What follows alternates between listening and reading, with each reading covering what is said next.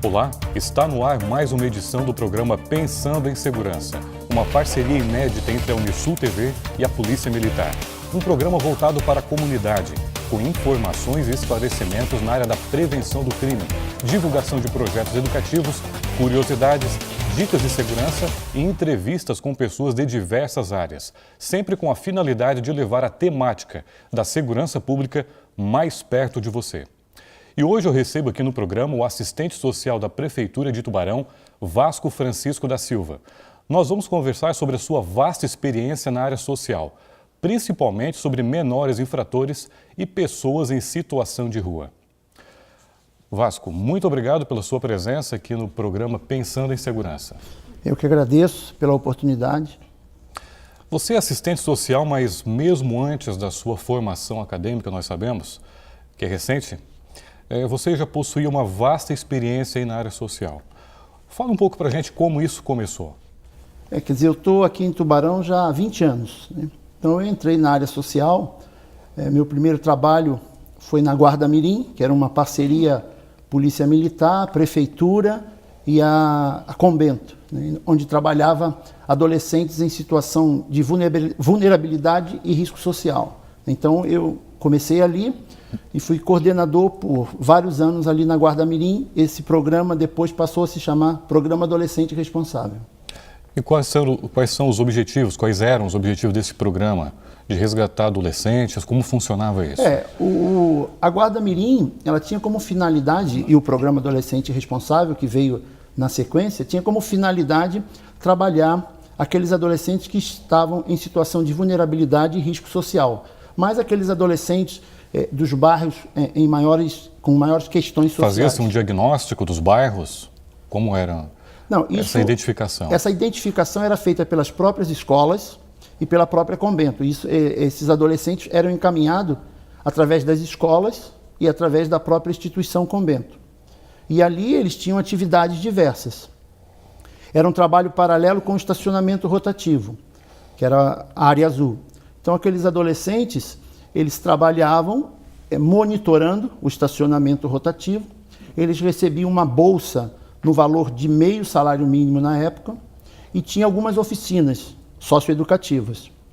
Só que no ano de 2000, mais ou menos, ela iniciou-se em 97, no ano de 2000 houve uma intervenção do Ministério Público Federal, onde se verificou que estava se violando o Estatuto da Criança e do Adolescente, em função daqueles adolescentes estarem na rua, expostos, né, sujeitos a todo tipo de vulnerabilidade também. Então aí nós criamos, na época, eu juntamente com a Kelly e a Claudine, né, que fazia parte dessa equipe, nós transformamos o programa Guarda Mirim, criamos o programa Adolescente Responsável, que é hoje conhecido como PAR. Esse programa, então, ele deu um salto maior. Por quê? Os adolescentes saíram das ruas e passaram para dentro das salas de aula e ali eles começaram a ter diversas oficinas, né? De cidadania, eles tinham oficina de iniciação ao mercado de trabalho, tinha algumas coisas transversais, né? Alguns assuntos transversais como DST, saúde, vigilância no que diz respeito às questões de uso de droga, né? Então, assim, foi um trabalho bem legal. E a gente fez uma parceria também com a Unisul, em que esses adolescentes, à medida que eles concluíam o segundo grau, eles tinham acesso à universidade através de bolsa, né? Então, muitos desses adolescentes concluíram o nível superior, se formaram através dessa parceria, através desse programa. E quais são os resultados? Você conhece os resultados práticos? Conhece adolescentes na época que hoje já são pessoas adultas? Olha, assim, o resultado foi muito bom. Foi feito um levantamento de 97 até pelo menos 2009, passaram-se 12 anos aí, foram cerca de 900 a 1.000 adolescentes. Desses adolescentes, somente 4 nós tivemos conhecimento que entraram em conflito com a lei ou passaram a ser menores infratores. Então, quer dizer assim, se você olhar de um universo de 1.000, só 4 adolescentes, então o resultado foi extraordinário. Quem todos são cidadãos de bem, trabalhadores, né? Nós temos advogados, temos policiais militares diversos, policiais militares, nós temos gerentes de banco, contadores, funcionários públicos, donas de casa, pessoal trabalhando no comércio, empresários, que participaram desse programa, vieram desse programa. E é possível trazer, inovar, reinventar esse programa hoje? O Programa Adolescente Responsável hoje, o PAR, com o passar dos anos, ele caiu muito. A realidade é essa, né? Praticamente o programa hoje quase que não existe. Aconteceu o inverso, né? Um programa que deu resultado deveria estar crescendo cada vez mais, ampliando, né, as suas ações, abrangendo o maior número de adolescentes. E isso não é a realidade hoje. Praticamente o programa hoje ele não existe mais. Existe um incentivo financeiro ainda? O que acontece? Que no passado, todo o recurso do estacionamento rotativo, ele vinha para a Secretaria de Assistência Social, mantinha todo o estacionamento rotativo, a sua estrutura, e depois todo o recurso era investido nesses adolescentes. Então a gente podia contratar profissionais para dar aula de capacitação para iniciação ao mercado de trabalho, né? Nós pagávamos uma bolsa de meio salário mínimo na época. Nós dávamos assistência à família, assistência odontológica, muitos dos adolescentes colocamos aparelho, medicação, enfim, cesta básica. Quer dizer, hoje, para se ter uma ideia, no ano passado, que ainda estava funcionando esse programa, a bolsa era de R$ 65. Um valor muito baixo. Sim, porque no decorrer dos anos, não vou entrar no mérito, mas se desvinculou, se terceirizou a área azul, né, terceirizou, e esse recurso saiu. Então o programa passou a depender somente de recursos oriundos do município, né, da prefeitura, e a gente sabe que o poder público hoje é complicado a situação. E aquele recurso de antes era um grande atrativo. E a gente tem que entender que não adianta a gente entrar com essa conversinha de que não, eu vou lá na comunidade e vou falar para o adolescente, não, vamos lá porque você vai aprender, né? Vai se profissionalizar, vai se capacitar, são atividades boas, vai ter um lanchinho. Isso não é um atrativo para ele. O atrativo era o recurso. Quando ele entrava no serviço, no programa, em função do recurso, a partir dali a gente criava realmente o interesse dele em permanecer no recurso. Através dos trabalhos socioeducativos, dos atendimentos, a gente conseguia fazer com que ele se interessasse de fato pelo programa, além do recurso financeiro. E a gente tem que entender que hoje o tráfico, R$ 65 é o dinheiro que um menino ganha para ser o olheiro do tráfico. Ganha isso por dia, isso dá R$ 1.800 no mês. Qual é o adolescente que vai querer vir para um programa? Você vai lá na comunidade tirar aquele adolescente para ele ganhar R$ 65 por mês? Não vai conseguir. Nós vamos agora para um rápido intervalo comercial. Fique com a gente.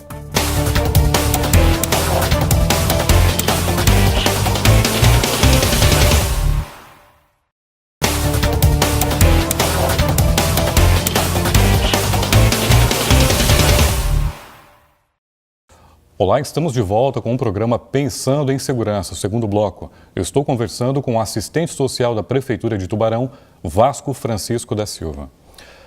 Vasco, no bloco anterior estávamos falando aqui sobre o projeto Adolescente Responsável. Eu começo esse segundo bloco te perguntando o seguinte: vale a pena investir no jovem, o poder público? Vale a pena ele fazer esse investimento? Não há dúvida, porque a prevenção é o melhor trabalho para trabalhar o adolescente. O adolescente hoje que está em ato infracional, a gente tem que entender o seguinte: aqueles que já entraram, que ultrapassaram a linha, entraram no ato infracional, pela minha experiência, né, uma coisa meio empírica, enfim, mas no decorrer dos anos eu fui observando que é muito difícil você reverter esse quadro. Né? Então, por isso que a prevenção ela é importante, porque depois que o adolescente entra na questão do tráfico, podemos dizer assim, no crime, é muito difícil, como já falamos no bloco anterior, ele vai ganhar tranquilamente ali R$ 60 por dia, né? E o adolescente, ele quer adrenalina, ele quer aquela coisa toda, então ele ali, no tráfico, ele é o cara, tem toda aquela adrenalina. Tem um destaque. Tem um destaque na comunidade dele. Incentivo financeiro. Sim, e são R$ 1.800 mês. E isso se ele for só o olheiro. Né? Se ele já for vender, ele vai ganhar muito mais. Então o que acontece?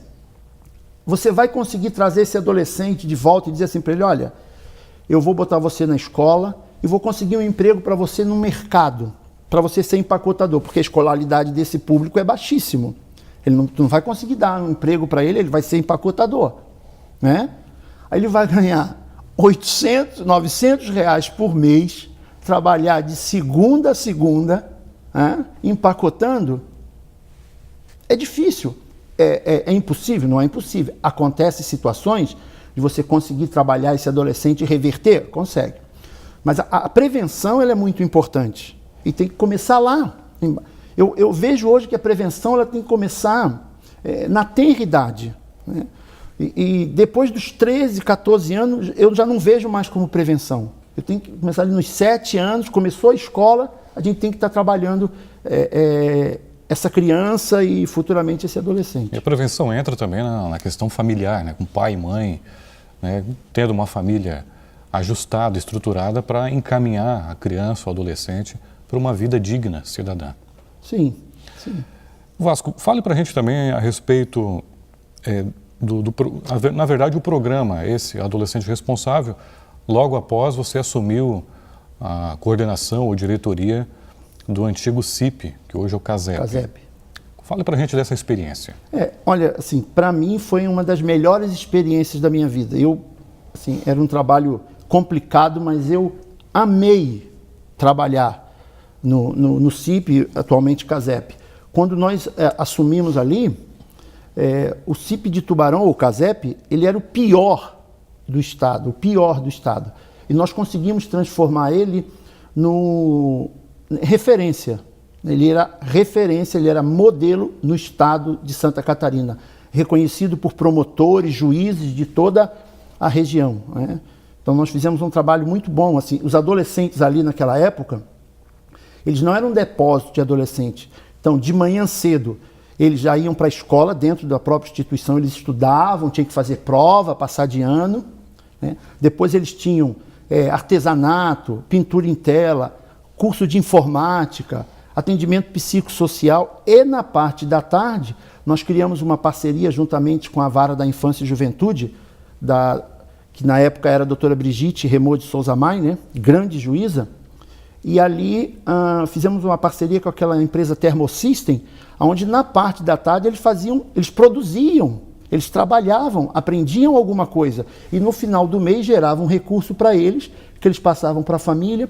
Então assim, a gente criou e o ambiente era muito bom, eles trabalhavam em horta, eles cuidavam da manutenção do serviço, e a gente viu que assim, os resultados não são muito bons em nenhum lugar do mundo.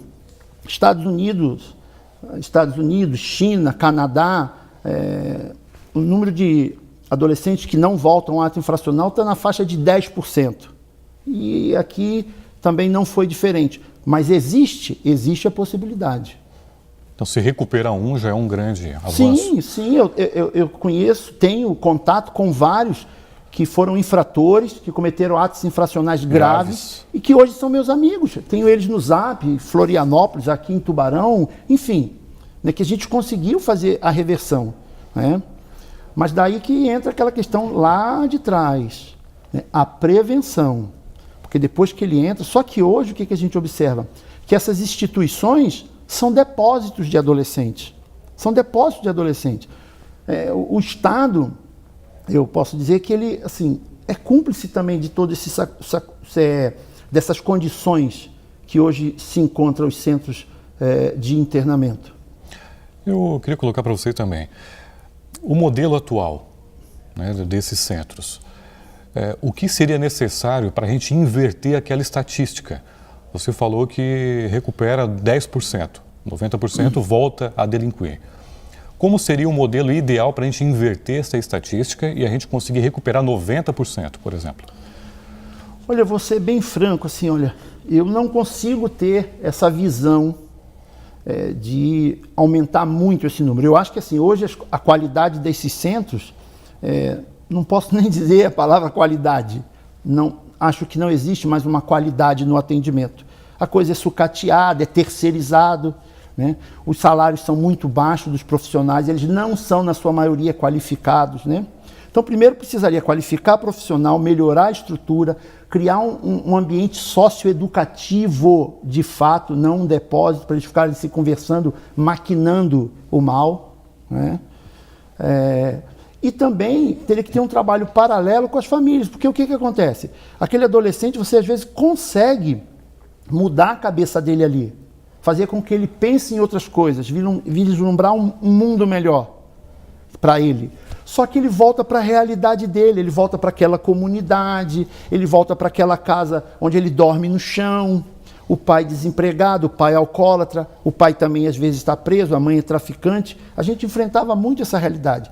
Então, é um conflito, né, de realidade. É um conflito, São questões sociais que são complicadas. Por isso que, assim, ó, a prevenção, o trabalho lá nas comunidades, nessas áreas vulneráveis, é primordial, né? Aí eu faço a pergunta.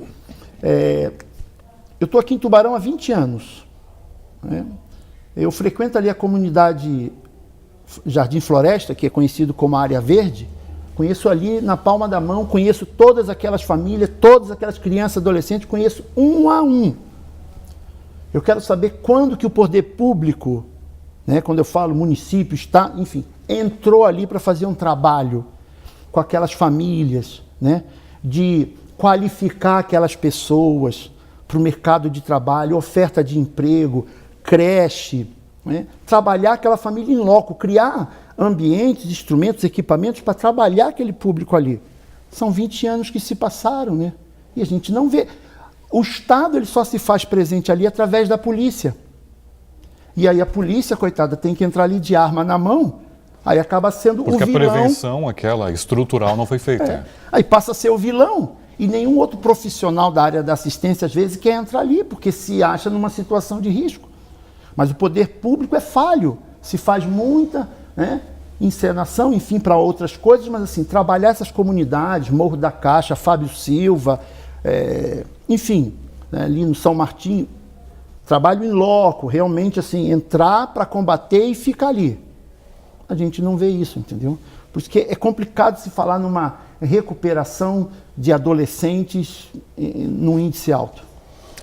E nós vamos agora para um breve intervalo comercial. Voltamos em instantes.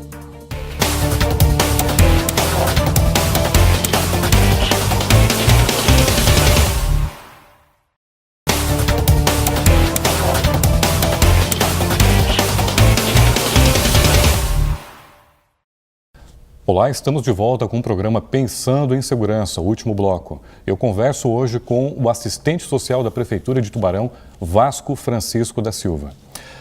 Vasco, nós sabemos também que você tem um profundo conhecimento na questão de pessoas em situação de rua.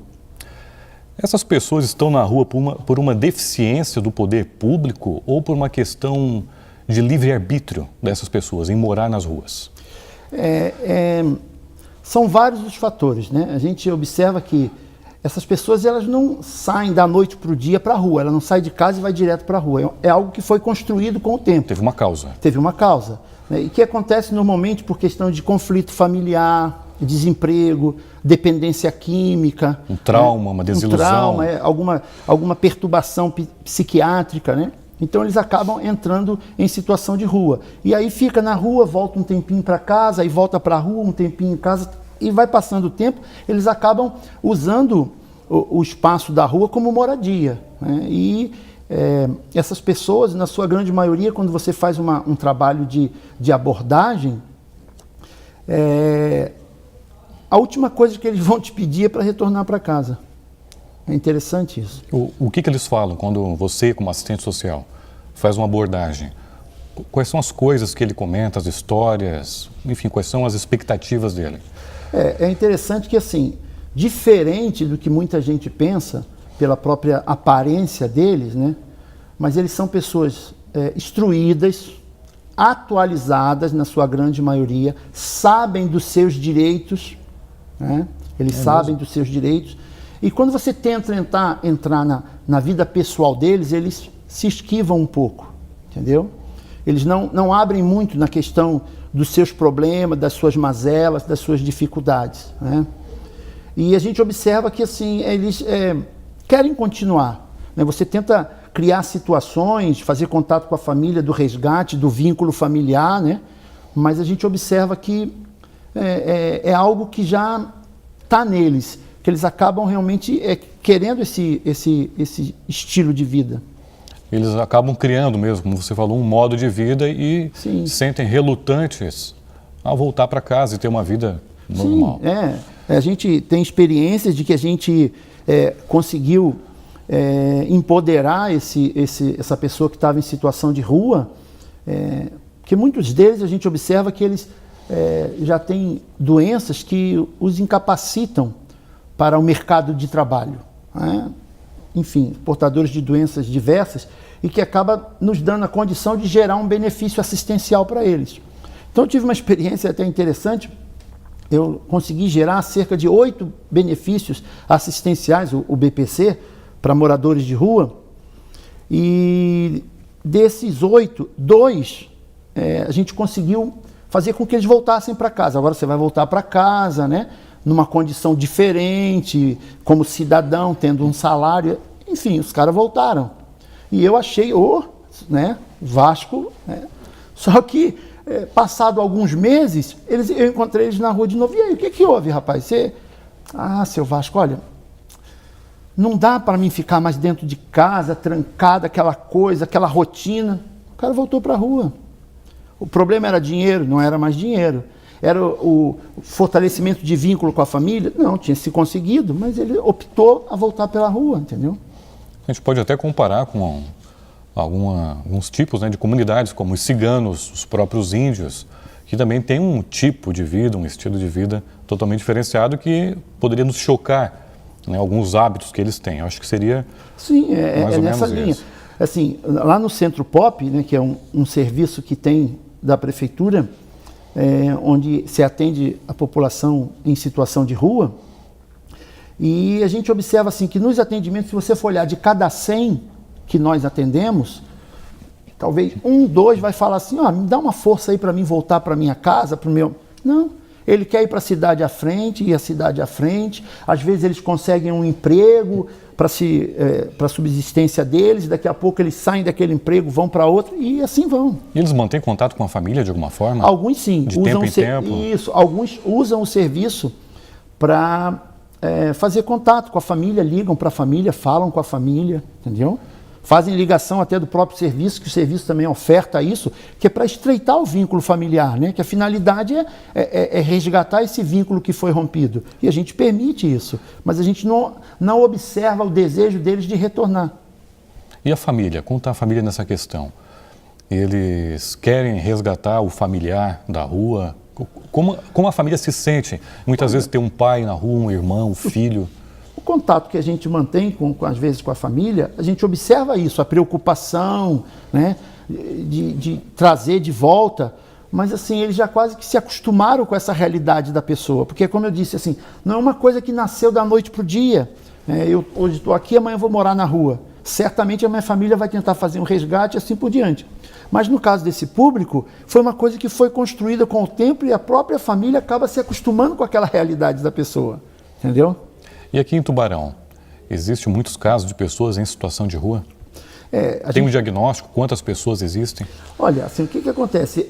Tubarão é uma cidade que ela é cortada pela BR-101, né? Então passam por aqui muitas pessoas que vivem em situação de rua, que moram nas ruas, passam.